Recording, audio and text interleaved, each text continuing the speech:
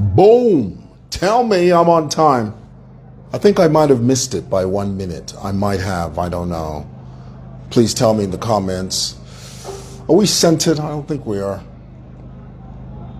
Let me center this, because you always have to center it. It's a few minutes before the news. I really just wanted to hop on here very quickly and sort of give you my overview of today's events. And today was a doozy. Today was an event-filled day. Bo Allen, I see you, girl. It's so good to see you. Thank you for always being here. I appreciate that so much. We love you. Well, guys, it's been one of those days today. Let's begin with what happened in Chingola. Basically, what that was, as many of you know, there's an area that was cordoned off. You know the word cordoned off? It was barricaded off. Not just anybody could go in there the way it was in the past. It was a pit that was typically used by illegal miners to extract minerals from there. And they did it willy-nilly. They did it at the drop of a hat. They did it when they felt like it. But there came a time when structure was introduced. And here, let me just turn this off so that we're on the same page. There came a time when structure was introduced. Laws were introduced. Not just anybody could go in there, do whatever the hell they wanted. And I must tell you, Zambians innately, we don't like laws, we don't like regulation, we don't like prohibition in a sense. We don't like being told what to do. We hate that as a people. But any civilized society has laws, regulations, circumference, and boundaries. If you want to live in any society that has some semblance of order, laws have to be observed. And once you lose yourself and say, no, we don't want to observe the laws, we don't want to operate within a certain circumference, we want to do whatever the hell we want, and then on top of that, they coat that with, well, after all, that's our livelihood. That's how we survive. The same thing with street vending. Anytime you see street vendors blocking a road, the road is designed for vehicles to pass through and motorists to drive through. But oh no, street vendors will put all of, especially by the trolley. First of all, those trolleys are stolen, okay, because that's the new thing now in the CBD. Everybody walks around with a trolley, you know. Where the hell did they get those? They stole them. That's all they did. Bunch of thieves. They stole them. They stole them, and then they start, you know, putting their goods on the little trolley, and they walk around town selling goods, pushing stolen trolleys.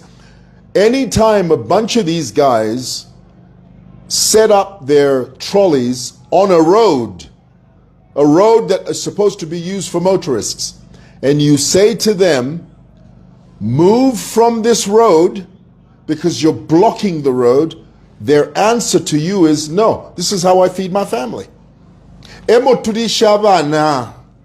Nga twala akwisa nga mwatufumya mu musebo twala yakwi mulefu atuye kwisa icho china lawlessness. Bane, it's possible. Hear the words that are coming out of my mouth. It is possible to have an orderly community and still make money. Who says in order to make money confusion has to reign supreme? Tell me. What law book says that? Where on this earth does it say where there is confusion, it's better to have confusion because that's where you make more money? But if you have sanity, if you have cohesiveness, if you have the rule of law, what's wrong with that? But oh no. In Chingola, the reason that thing erupted was because the government is trying to bring structure, is trying to quail illegal mining. The problem is that the narrative has been spun in such a way, because in Zambia it's so easy to just say, no, ninsala.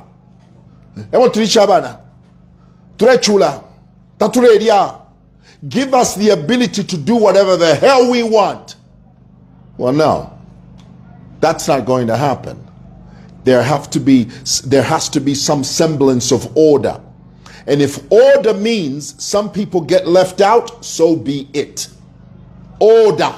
Because they rioted. What did they do? They started looting people's shops, attacking innocent people. People that have invested in their shops, invested in their goods, invested in their merchandise. The people of Chiwempala, these vagabonds, these despots, these bottom feeders, these leeches. The people of Chiwempala woke up and decided to riot in the process of rioting and protesting. They began to loot. They began to break into innocent people's shops to grab food and next week what are you going to do? Steal and break into another shop? Is that your MO? Is that your modus operandi? Is that your strategy? When you break into an innocent person's shop and you take what doesn't belong to you, when that ubunga finishes, what are you going to do? Look for another shop? How about this? How about you work hard? How about you find something to do, find something productive to do that will give you an income? Well, become creative. Nobody owes you a living, honey. Nobody's going to come down and hold your hand and wipe your nose. No one is doing that. You do your own thing. The only responsibility that this government and any government has is to create a conducive environment for you to be an entrepreneur, for you to be a business person, for you to be clever. Don't create excuses. That's your responsibility. That's your baby. No one is going to hold your hand. This country is not a totalitarian state. It's either you pull your own weight or you're left behind. That's how it works. No one owes you a living. Understand that. It's real. You should say something because it's real. All right, what's the next one? We're talking about witch doctors. In the fight against the escalating number of cases of defilement and child rape, we cannot ignore the role that these so-called witch doctors play. You know these signs that they put up in the road? Lusaka City Council, if you're listening to me, send your foot soldiers to remove all of those banners in town. Go to the compounds, go to the townships, go into the CBD. Tear off any cloth that says Dr. Chakuti, he can bring back lost lovers, he can make you pass exams, he can make you do this and the other, he can make you get a visa, he can... None of that is true. Every single word that is inscribed on those banners that you see on the side of the road are full of misleading information. They're lies, they're deceptive, and they are straight from the pit of hell. Lusaka City Council, do your thing. You go in there, you catch them. You go in there, you remove those banners for the sanctity of this nation and for the sake of our children. There are witch doctors that are telling their clients, in order for you to see prosperity, in order for you not to go mad. That's what they're saying. And there are people that are so full of rubbish, so dwanzi, so idiotic. They believe it. Let's put a stop to it. It starts now. It starts this very moment. I commit, and I'm asking you to commit the same. I've been doing it. I want you to do it. I commit every single time I see a banner. I see a banner that says any of that. I stop my car, I get out and I tear it down and I throw it in the bin. Oh, but mwewa wakakulowa. Rubbish. Nonsense. It's because of people like you that those witch doctors perpetuate this misguided notion. They don't have any power to do anything. You're a child of God. Stand on the word of God. No weapon formed against me shall prosper. I believe that which guys, listen to me. There is nothing like a witch doctor that has power over you. That doesn't exist. Greater is he that lives in you than he that's within the world. So do away with that foolishness. Do away with that nonsense. Are you hearing me? All right. Lastly, Lusaka City Council, you don't like black Zambians. This city has gone to hell in a handbasket. Lusaka City Council, you don't like black Zambians, and you need to change. Most of the buildings in the CBD are owned by foreigners. They're owned by Lebanese, they're owned by Asians, they're owned by everything except black Zambia.